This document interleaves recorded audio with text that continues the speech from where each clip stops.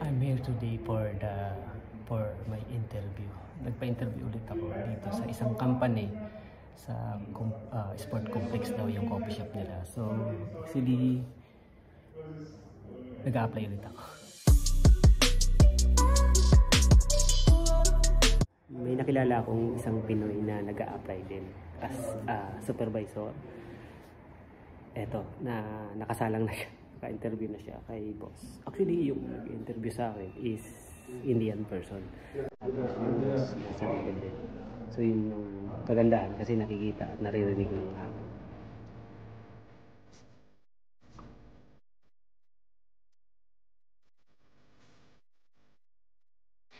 Actually, matagal na ako dito sa iba pero hindi ko alam na may office pala dito for consultant para sa mga naghahanap ng trabaho kaya nag-open ng coffee shop na naghahanap ng barista o kung anong mga trabaho.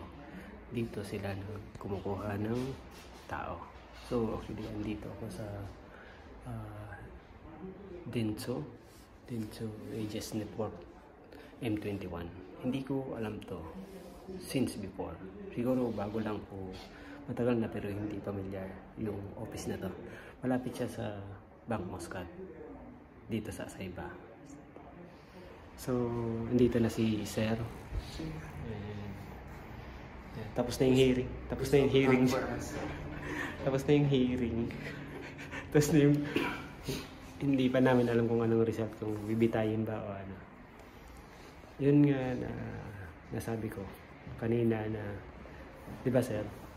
Di ba yung nasabi ko kanina kasi dito sa video ko is the more na nagpapa-interview ka, nagkakaroon ka ng confidence. Exactly. Yeah. As develop.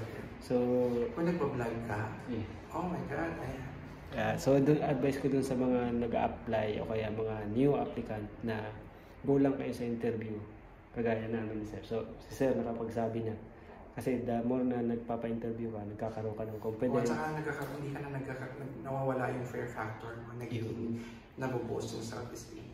Ayun. Yan, di ba? Mga kalagas.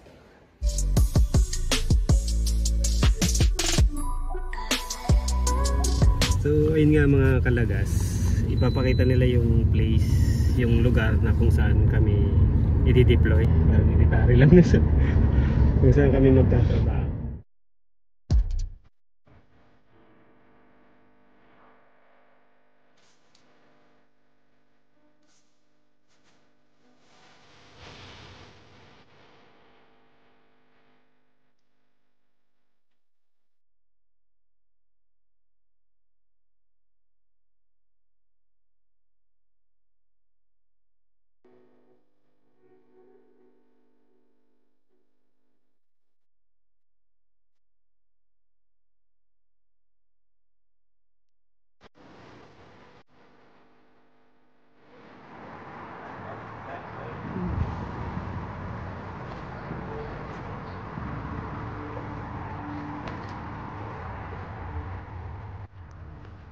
That's it, and up the table and This one is for the coffee shop. and this one. And this one. This also is for you. No, this for the pad. Ah, okay. For the This game. one for the change. Yeah. Here and back. Ah, And this up. front and this one in the back. Back one table. Yeah. For the everybody who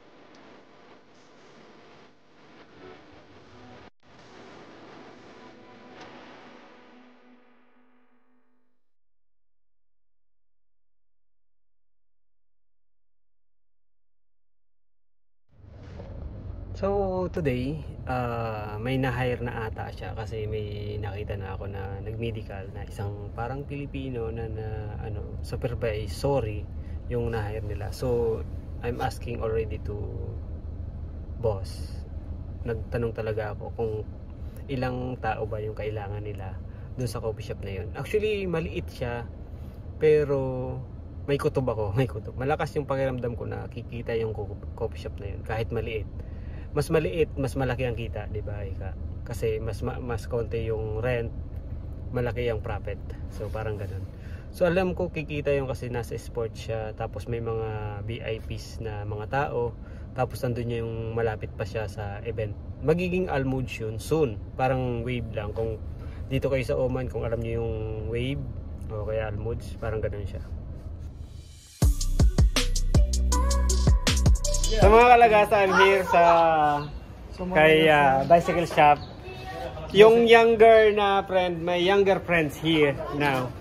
Yeah, it's too younger. Yeah, too much young. You young. Yeah, and also boss. Kisay boss. Balo? Ay, rock and roll. So pagkagaling ko sa interview, tapos pumunta ako ng bank, Arab Bank. Tapos diretso na ako dito para bisitahin to. Mga pugi kong tropa. Tapos yung pinakabata kong tropa, the youngest friend ever. So dito ako, nagpalipas oras lang ba?